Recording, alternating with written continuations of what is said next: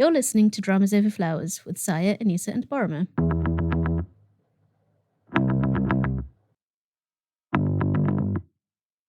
Hi everyone, I'm Saya. I'm Anissa. And I'm Borma. Welcome back to a somewhat more regular episode of Dramas Over Flowers. Let's not promise that yet. Okay. We're doing our best, everyone. I guess firstly we should say that we've had quite an exhausting few months, and unfortunately Dramas Over Flowers became the casualty of all the things we couldn't do. But hopefully, we've got lots of ideas and a little bit more energized. Are we a bit more energized? I think we are a lot more energized. I don't think we realized how sapped of energy we were, collectively. We've just had, it's just been, I think, us pushing ourselves through a lot of tiredness for a really long time, and we needed to just stop and take care of ourselves. Mm-hmm. Yeah. And now we're back and we're excited to get back into this, I think. I want to put in here that the tiredness wasn't because of the podcast, but because of a million other things that were happening simultaneously in our lives. And sometimes you just need a straw to break the camel's back. Yeah. And for us, often this podcast that we love and miss terribly when we're not doing, is that straw. Yeah. Right. Yeah, the other things that were making us tired were sapping the joy from us that we needed to bring to this podcast in order to make it the happy experience that it should be. So, are we back with joy? Yes, I hope so. I definitely feel joyful sitting in for this recording after months, right? It's been months. It definitely feels like months. I think the last time that we sat down to record was actually an episode that hasn't made it. But let's say that the last time was the year-end yak, and after that I was very sick for a few months, and so let me earn my sympathy points here. I wasn't being lazy, I was just very, very unwell. So alhamdulillah, back now, and really excited to talk about dramas again because I've actually been watching a lot. How about you guys? I have not been watching very much, but I'm excited to hear about what you've been watching.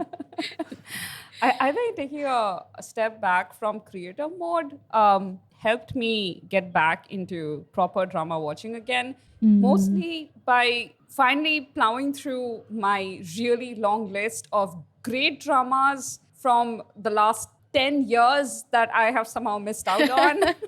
Yeah, I've done a bunch of rewatching, and I've been working on getting through my sort of to watch list. Yeah. So, yeah. You still haven't watched Search WWW though. I'm getting there. Look, I'm going through the murder dramas first. I watched Kairos, which was so good. It's not Signal, but it's the next step down from Signal. I knew you would love Kairos. It's so good. We need to do a whole episode on Shin Seung-ruk because he's amazing. I actually have a 2,000-word essay written about him already, which this is everything I write. I've written it partially and it's unfinished, and now it's just sitting on in some trench on the roadside. Oh my gosh. Languishing. Please share this with us. And also, anytime you guys are up for a spoiled yak on Kairos, I'm there. I would love to. Yes, I would also love to. When I rewatch it, which may be in about 5 years' time. I mean, you can go read my. I did. I read them all the way through. I read them all the way. To refresh your memory about what happened, and then we can talk about it. That's a drama I would watch again. Yeah. Yeah, I think it definitely has rewatch potential, even because things look different to you after you've seen how it ends, kind of thing. I think it would be interesting to go back and see it again. But before we dive into what we've been watching, we've put ourselves on a timer. Oh yeah, we're putting ourselves on a timer. I forgot we hadn't started it because we can't. We inevitably run too long. So this was actually Saya's idea. You want to talk about it, Saya? Yeah. I mean, basically, we love to talk and keep talking, and that often makes us kind of drop everything else that we're meant to do in our day and sit here for 8 hours recording, which is what happened in our year-end yak. So we thought, here's a way to introduce a little discipline to our work and also to make it a little bit more thrilling, because I love thrillers. So if we put ourselves on a clock, we have a very specific amount of time to say whatever it is that we can get in. And once time's up, time's up. If you haven't said what you wanted to say, too bad. You go Save home it for now. the next episode. Right. Yeah, exactly. So yeah, I had Okay. forgotten we hadn't started the clock. Yeah, This is but our problem. I'm just. So we have the clock on screen share. It's just sitting there, completely unused. Which is All right. so typically us. Okay, we really need to start the clock now. Yes. Okay. Hit it. Okay. Go. 3, 2, 1. Is it, why isn't Yay. it? I don't think it's starting. Oh, it stopped. Oh, did I just stop it? No. It's No, good. it's good. It's good. It's good. I'm sorry. Technical you glitches go. are also inevitable. And this Okay. way we don't have to sort of poke at each other saying, wrap it up, wrap it up. And Yeah. then, the person who's speaking is like, but I want to finish my sentence. If you don't finish your sentence this time, too bad. You had all of the minutes. Feel This is really- going to be me. It's blatantly going to be me. It's going to be whoever ends up with the last 1 The minute. last word. Yeah. So we can fight about who gets the last word as well. Let's see when we get there. Okay, so let's start Okay. with a bit of catching up. Sai, you want to go 1st? I kind of did go first, so I think you guys should jump in with the drama that you're both watching that I'm not, and that everyone else in the universe is. Okay. Anisa. No? I thought you were going to go first. Yeah, I mean, okay, so we're watching, Borma and I are both watching and loving My Liberation Notes. You didn't actually tell me that you're loving it, but I'm assuming that you're No, loving I'm it. loving it. Yeah. There's no other answer. I am, so I know that like as of this recording, episode 16 just came out, but I didn't start watching it until like a week and a half, 2 weeks ago. And I really don't want to rush through it. So I'm savoring it. I've only watched 5.5 episodes, but it's so good. Do you do that thing where you start watching a show and when you love it so much, you stop watching it? Yeah. I do that exact thing. I do that. And I was telling my mom and my sister, like, I don't know why I have this weird compulsion that, like, if I really, really love something, and with this show, like, 10 minutes in, I was like, oh my God, I'm completely sold. I love this drama. So I have to stop And then watching it. Well, I watched 3 episodes and a little bit, and then I just stopped. 'Cause I Yeah. was like, it's too good. That's what I did with Again My Life. I got up to like episode 10. I was like, I've been loving it so much from episode 1. And at 10, I was just like, no, I need to stop now. I just can't watch anymore because I love it too much. And Yeah. My mom was like, is it because you don't want it to end? And I was like, I don't think that's what it is. I don't know. Like, maybe it's just so good that I'm afraid of it not living up to my expectations for the rest of the drama. I think there's another explanation which is probably true of why I do it when I do it. And it's that at the peak of my enjoyment, I just want to hold on to that moment for a right, little the while. high.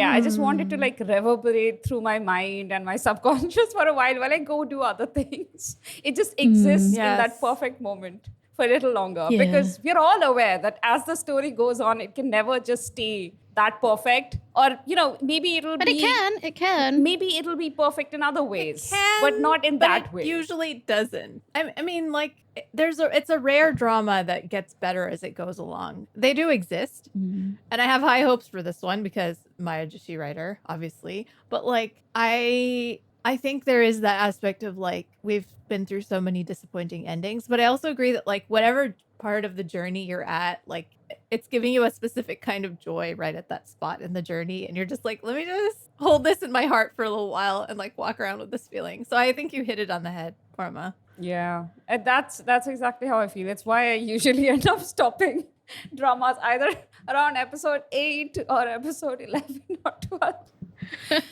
I have to say though, Saya, I just finished Again My Life. Don't tell me. But also tell me everything.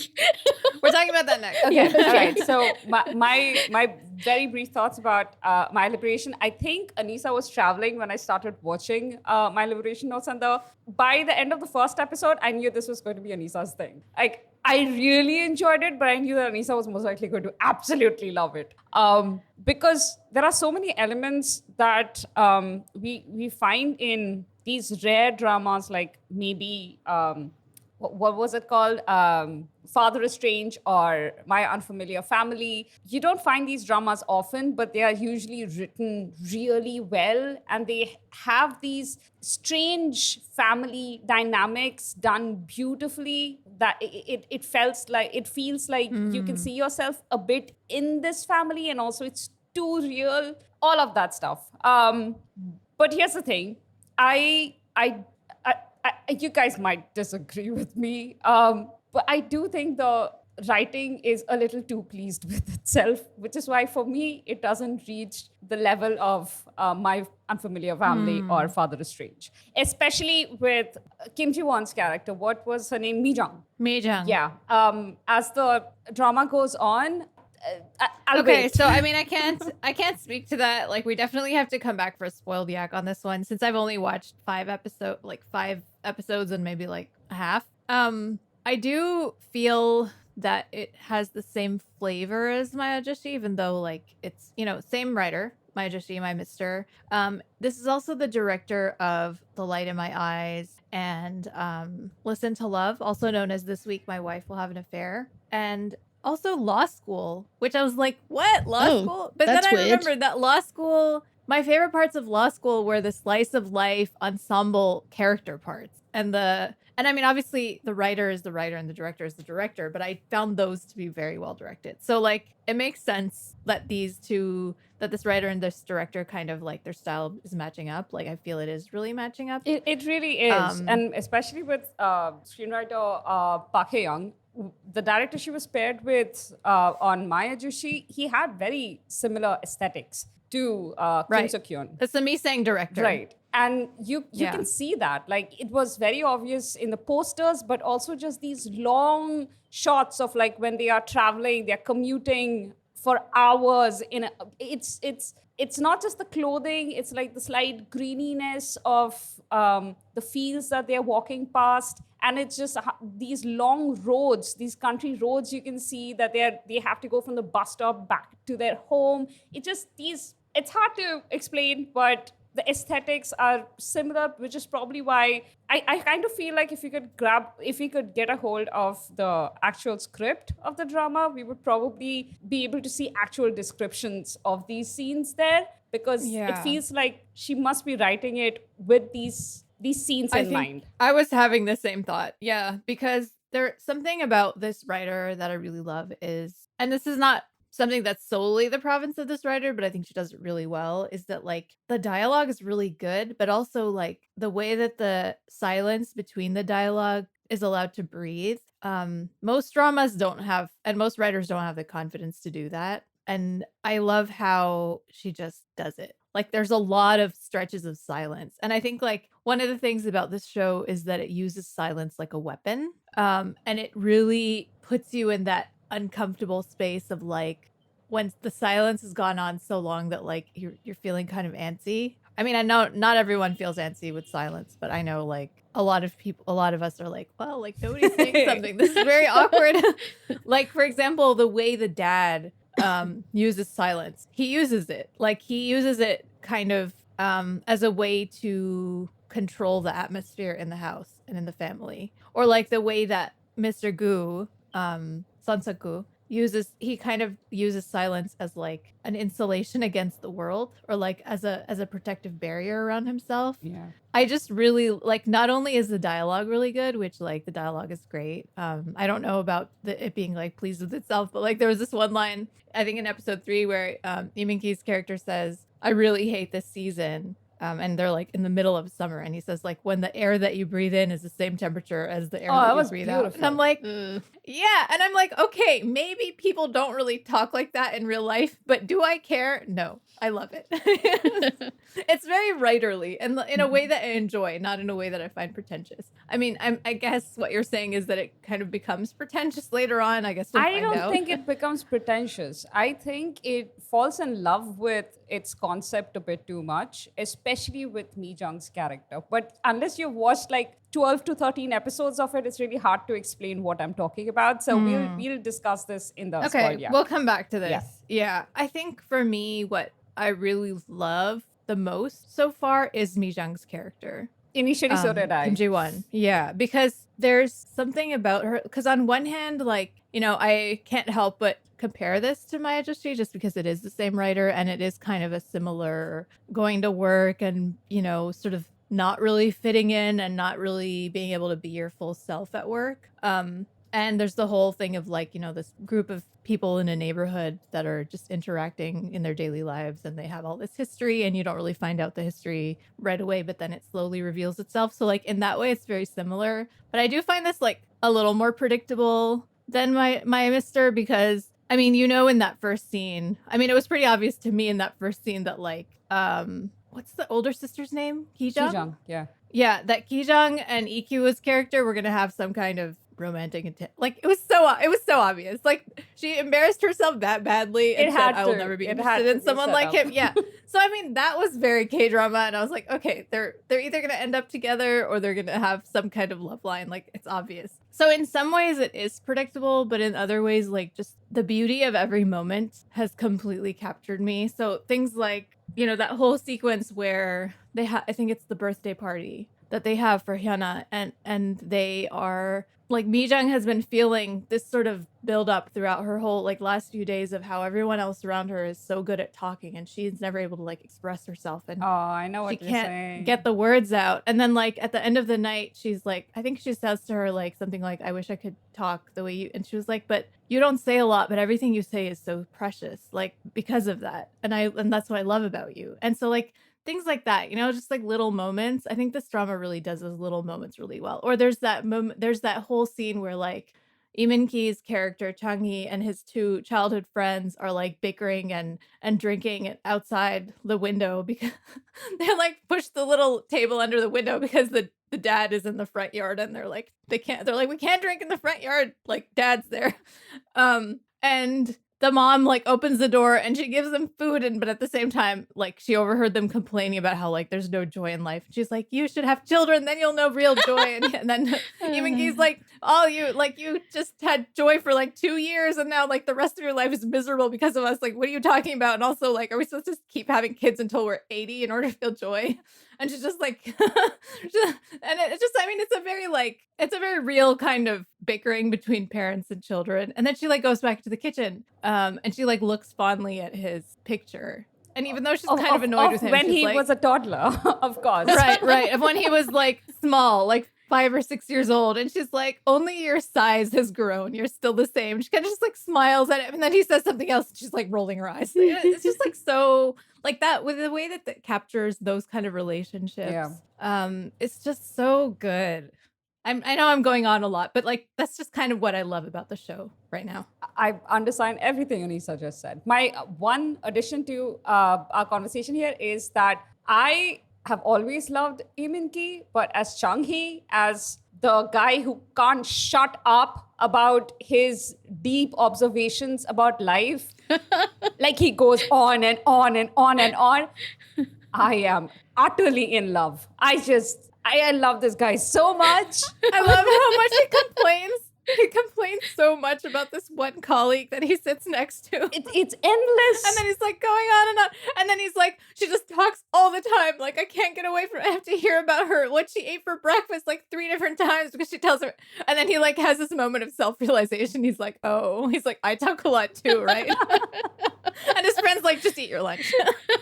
I get Lee Min-ki's, I get Chang-hee's frustrations with life, how badly he wants his own car, like how devastated he is after his, latest breakup, and also how he sees his life, but also who he is inside. It's not all apparent in the first few episodes. They properly go deep into it, but it's the great thing about it is even when you have sympathy for this guy, he remains this super verbose chatterbox of a irritating brother figure that just he's still that. And eventually a dynamic forms between him and Son Suk-woo's character, who's this mysterious neighbor come employee of the family. And it's awesome. It's so good. Anisa, I can't wait for you to start. It's not like super deep, but you'll get what I mean when you watch it. I am looking forward to it. Well, okay, so I agree completely with you. Iminki is great in this role, and I'm glad that he's getting to do something a little different because I feel like the last couple of things that he's done have been a bit samey. And outright bad. He really got done dirty by the last drama he did. So, but I love how different he is in this and how like you said, there's certain annoying things about him, but like I think that the thing that I like about this drama that kind of captured me right away, whereas Mayajashi was a masterpiece, but it took me a long time to like actually like anyone except Lee Seung-gyun's character because they were just so annoying. Like everyone in that drama starts out so annoying except for Lee Seung-gyun. And like in this one, they're also flawed and kind of irritating, but like from the beginning, I was on board with whatever they were putting out, you know? Agreed. And so I think for me, like I was engaged within the first 10 minutes. Even Kyung-young, like I think out of the three siblings, I like her the least, but she's very entertaining. She's very entertaining and she watch. becomes more endearing a little later in the drama because you see a little more from her perspective and about the way she sees life. And not because I think in the initial episodes, what kept happening was that you saw her from the siblings' perspective or from her parents' perspective, where she's blowing money on getting her hair done in the middle of the night and then it's done badly and then she spends... I mean, you do see a lot, like you do see a lot of her. Like I really enjoy her interactions with that like superior at work who dates everyone in the office but not her. That part I agree, which it was great. But a little later, she actually starts talking about how she approaches life and what she's thinking, and more specifically, the kind of guy she's looking for in the world. And it's interesting. It's not exactly what you would expect. So I think at that point, she genuinely starts becoming likable. Okay, now we need to move to another drama or we're going to have no time left. Yes, I'm sorry. Okay, so just like 2 minutes because I have to talk about Sonsoku because I'm the president of the Sonsoku Appreciation Committee. I just want to say, like, that man can act. Oh my god, like he reminds me of Jo Sung-woo in the sense that like he just moves like a small part of his face, and you can feel so many things. Like he is so good at just having these micro expressions, and you're like, oh, I know exactly what's going on. And also, there are a lot of things I don't know, and I want to know, and I'm interested to know. And he's so interesting in this show. I also feel like I haven't seen a portrayal of alcoholism in a K-drama before, which is really interesting because so many of them have so much drinking. I don't think that I've seen a K-drama that actually portrays alcoholism. And I don't know like where that's going and how well they're going to do, but like I just want to kind of put that out there, that it's interesting that it's in here and that I love him. That's it. Khalas. Oh, also like the chemistry between him and Kim Ji-won is like fire. I cannot breathe. Help me. I cannot survive this. So yeah. So I'm just excited to watch the rest of the show. That's it. I will stop talking now. Okay. Can we talk about microacting for a second? Absolutely. Well, sure. I was just thinking about something that my sister said to me about like eye acting. And because I rewatched Doctors recently again. I also rewatched it last year. Every time you rewatch Doctors, I'm like, oh, I still need to watch this show. And then I forget about it again. No, but every time Saya rewatches Doctor, she always comes back with like, a new understanding of some part of just life. Or like my heart. So the reason I sort of started watching it again this time is because my sister wanted to watch something very romantic and that she would really, really love. So I said, okay, why don't you try Doctors finally? Because I've been trying to get her to watch it for years. And she did, and she loved it so, so much. And so just in recommending it to her, I kind of ended up checking it out again. And also it was the Eid present I gave everybody this year. Because this is what I do now to my like text friends. Like, Eid Mubarak, here's a present. And because it's all on YouTube and it's free to watch, at least in my part of the world, I can just send them this link. And, got one of my friends last year into a K-drama from like Pinocchio, which she loved so much that she watched it like back to back at least twice. Wow. I really like this budget-friendly present idea that you're sharing with us right now. It's a good thing. The only thing you have to make sure you do is just don't have expectations, because most people are probably going to be like, hey, yeah, whatever. But like, you only need that one person to pick it up, and their life will change, and it genuinely does change their lives. So yeah, Doctors was the present I gave to everybody this year. And okay, what did I mention? Oh yeah, so my sister was saying afterwards. Microexpressions. Yeah, my sister was saying afterwards that like Kim Rae-won has it. Oh, actually, she was talking about how there's one pair of episodes where what's his name? Good Manager Nam Gung-min. There's this one pair of episodes where Nam Gung-min is a guest star, and when he and Kim Rae-won are on the screen together and they're interacting with each other, she was saying they have a voice, like a main lead voice. And I was like, Kyung-young voice!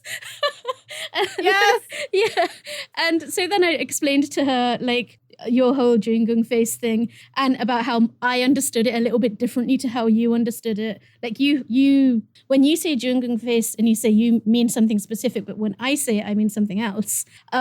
So I was explaining to her about that, and she was like, yeah, they have the voice. And then she was also observing that, like, Kim Rae-won, his eye acting is, like, up there, but Park Shin-hye doesn't have it. And I found that really interesting because I really like Park Shin-hye, but she's right. Park Shin-hye does not have, like, micro acting. Park Shin-hye is a really good actor, but she's very sincere and very, like, I don't know, like, it's straightforward. You're kind of, whatever she's feeling, you're getting right, it. But exactly. it's not as complex, you know? Like, she's really good at expressing whatever emotion she wants to express. But there's something that, like, genius actors do. Yeah. I think Lee Sung-kyung has it, the micro Yes, expression she thing. does. And So Hyun-jin and, you know, Shin-hye-sun. Shin-hye-sun, Shin-hye-sun. yes. Exactly. Where they can express multiple emotions at the same Exactly. time, and you know exactly what all of them are. And a lot of times it's like in silence. You know, Yeah. this makes a lot of sense. You don't actually see a lot of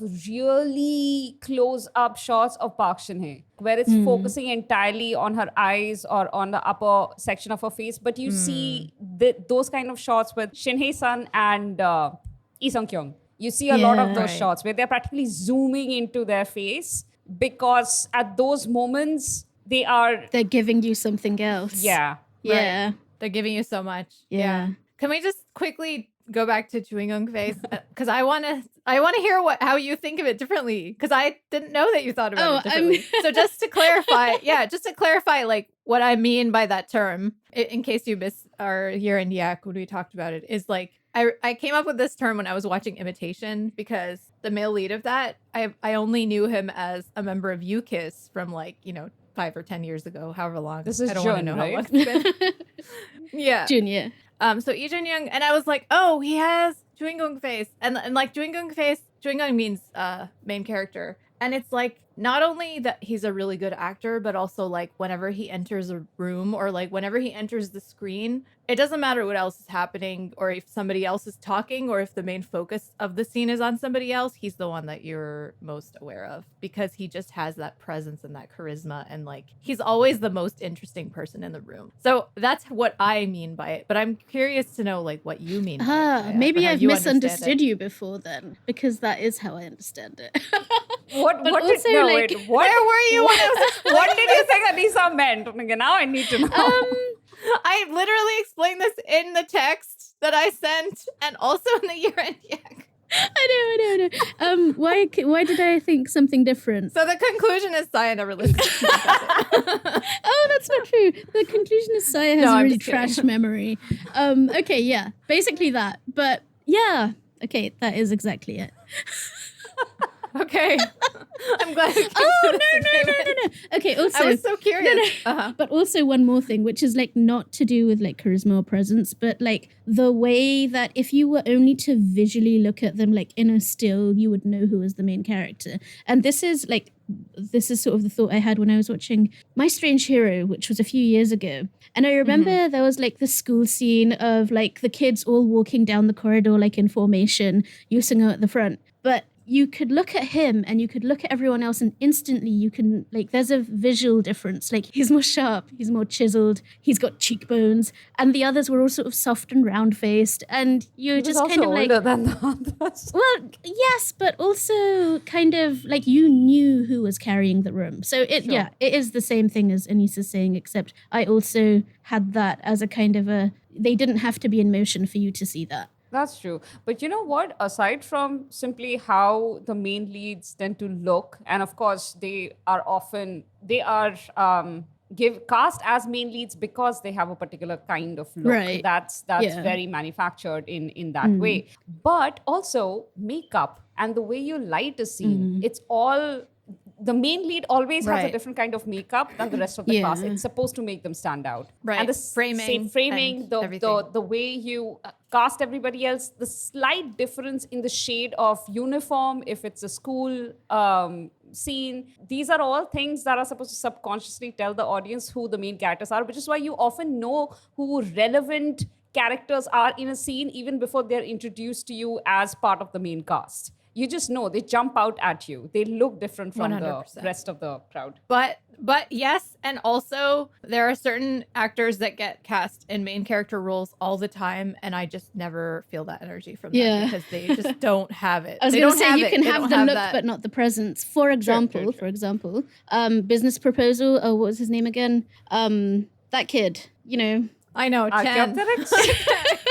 What's his name again? Yeah, sorry, no, it's An Hyo-sub. Oh, yeah, right. An Hyo-sub. Yeah, so An Hyo-sub does not have Kyung-young presence. Right. And I love him, but he just doesn't. He doesn't. He's not like lead material. And Kim Se-jung, on the other hand. Oh my God. Yes. In spades. You know, if they had cast anybody else aside from Kim Se-jung, opposite An Hyo-sub could have done I don't know, jumped around in a bunny suit. It would have made no difference.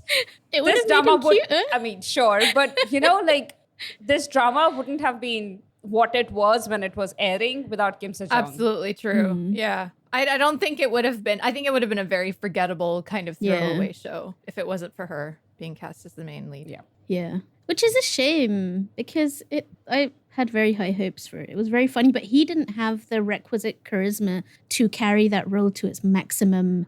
And also memorability. I don't speak English anymore. Sorry. Yeah, no, I think you're right, but also we talked about this in our live recaps, but the writing really let the characters down in the end. Agreed. Yeah, in a way that if it hadn't, even if he hadn't been super memorable, it still would have been a really cute, very satisfying show.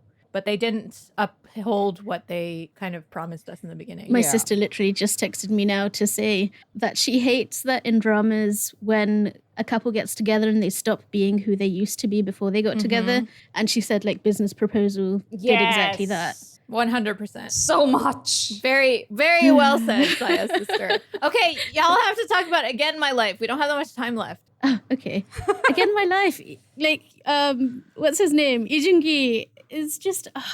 every time he does a good drama, I'm like, I forgive you for Criminal Minds.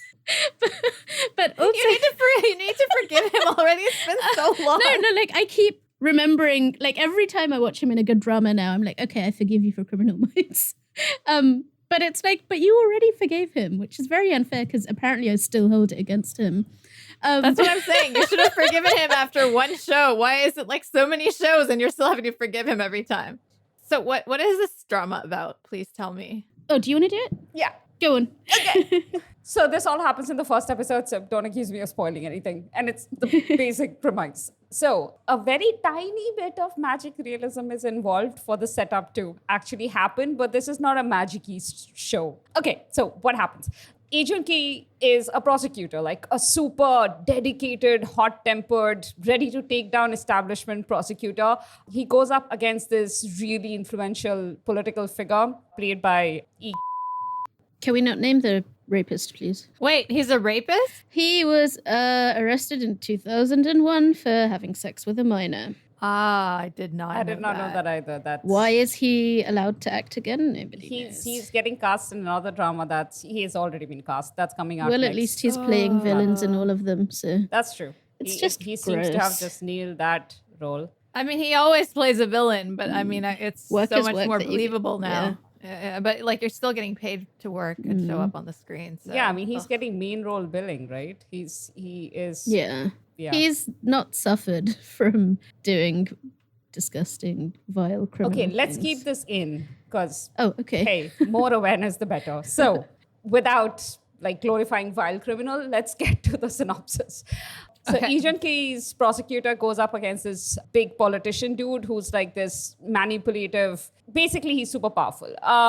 Whose character name is Jyotisap, and basically, Lee Jun-ki dies because his henchman kills him. But the moment when he's dying, like the world kind of pauses and he gets saved. And this woman says, "What if you get a second chance in life? Would you dedicate that to bring this guy down?" And Lee Jun-ki agrees. And he gets transported back to his 18-year-old body. So this guy who's in his mid-30s. Oh my gosh, 15 I'm years. ready to watch it. He goes back 15 years. Yeah, he wakes up at his 18-year-old body. And mind you, in his original lifetime, he was a victim of school bullying. And he lost his parents really young. Around that age, when he goes back to his body, he lost his parents in an accident. And he really struggled academically to get into college and then become a prosecutor. So his life was, that initial period of his life was a constant struggle. And he was really dedicated to being a prosecutor, but he was also weak in that he didn't have allies. Scrappy he didn't have, underdog. Yeah. He was a scrappy underdog. He was arrogant about his own abilities, but he didn't really have that kind of strength. So what he does is when he wakes up in his... This is all Jose, basically. He's not. He's rootless, so he doesn't have connections. Correct. So while he has his principles and he obviously stands by them to the death, he didn't have backing. Correct. And he also made it very obvious to his superiors that he was this unbending, righteous prosecutor, which kind of isolated him. Because obviously his superiors didn't really like that he didn't bend when they told him to bend. And that he wouldn't hesitate to come after them. Exactly. Either. So that made his position really weak when he needed to go after someone big. So what he does and this is why I love this drama so much, he takes his second chance and really thinks through his weaknesses. Like, why did he fail the first time?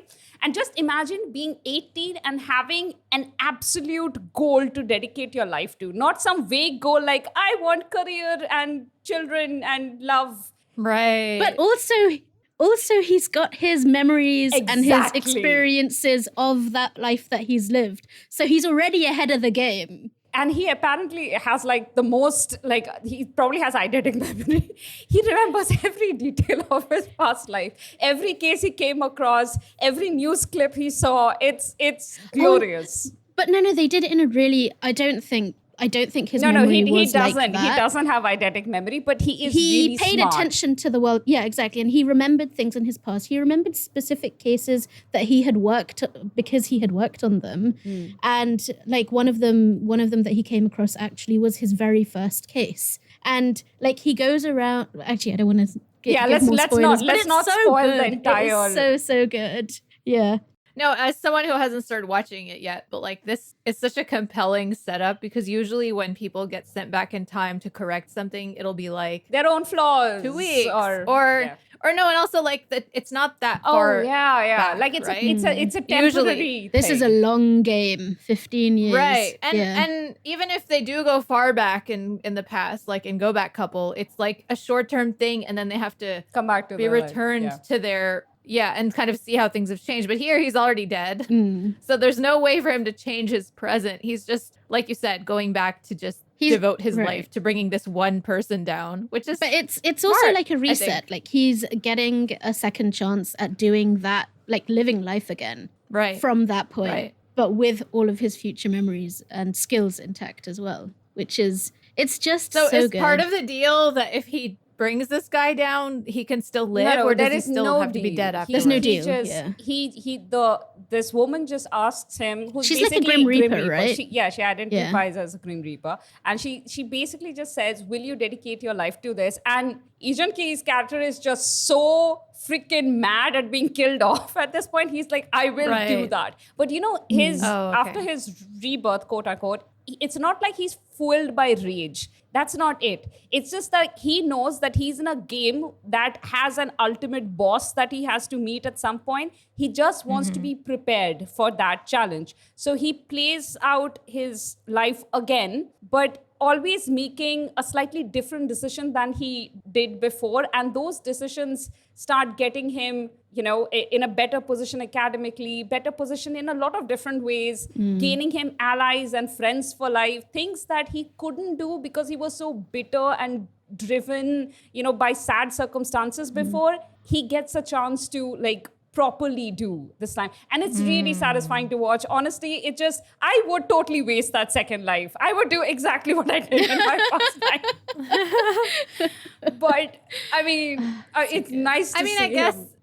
Yeah, I guess that's why it starts with him dying, right? Because then it really raises the stakes for him as a character that he's gonna really take it seriously. It's not just being hey, go back in time for a couple years and then you can come back, you know? This is what I realized. We're having a lot of time travel dramas. This is what I realized after I started watching this, that this show is the perfect genre brew for me. It's time travel, it's a thriller, it's a mystery, it's ijungi. It's everything is all of the things that I am so here for. And so it's also kind of YA because he's going back to high school. And dude, only ijungi. But all K-drama is like YA.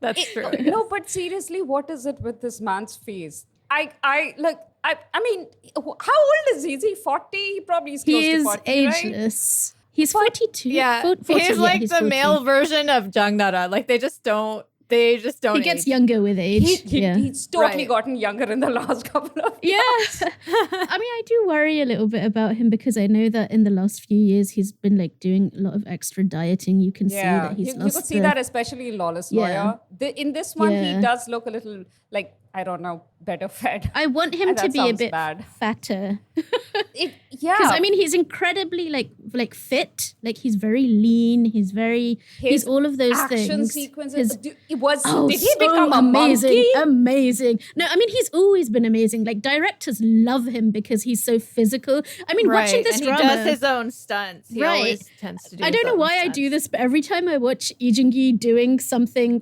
very just physically skilled, I just think, oh, Ji Chang-wook, what could have been? I don't know.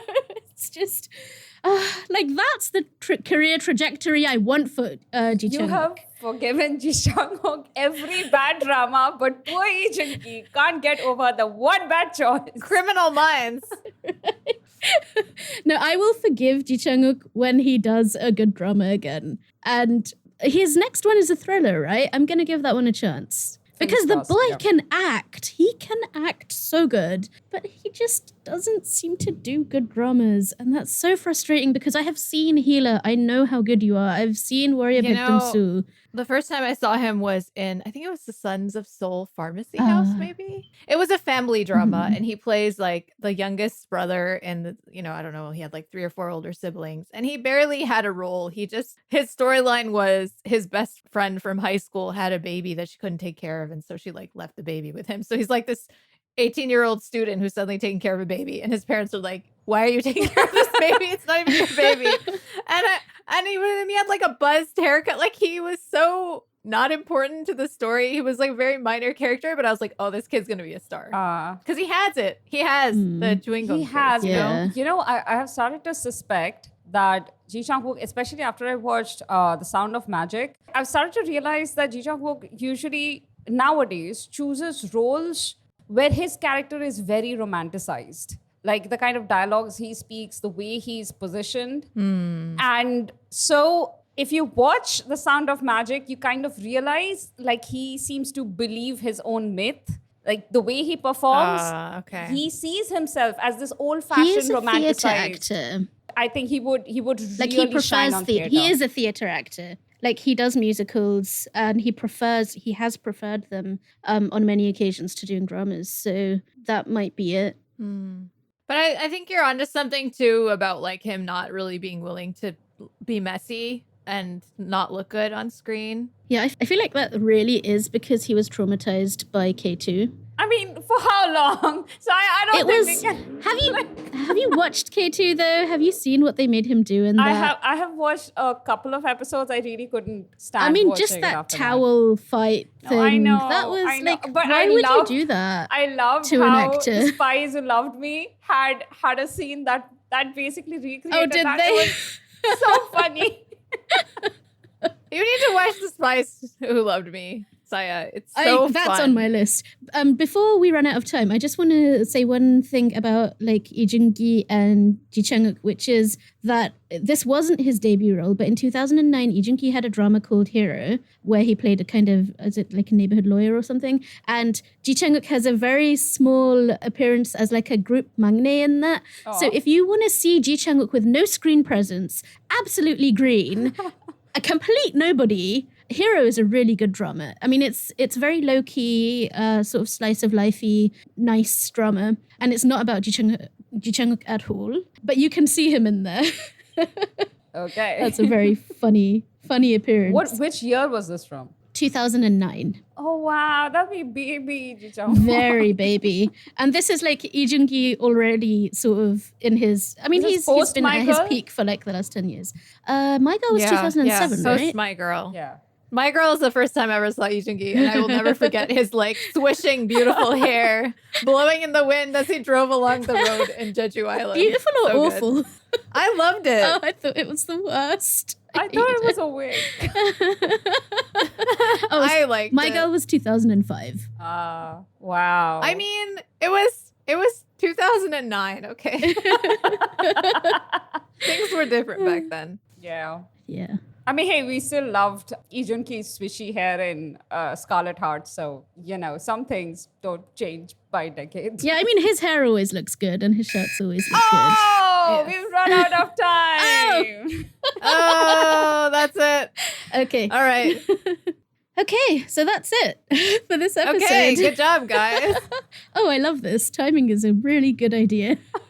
This was good. I am really happy about this. Okay, where can people find us, y'all? They can find us on Twitter at Dramas Overflow, and you can find me, Saya, at Not Now Saya. You can find me on Twitter at Anisa Khalifa _ And you can find me, Parma, at Festa Fasta. You can find us on Instagram at dramasoverflowers _ and you can email us at dramasoverflowers@gmail.com. And you can find us on Facebook. Just search Dramas Over Flowers, and our website is dramasoverflowers.net. You can also find a link to our newsletter in the description if you want to sign up for, you know, announcements and all the stuff.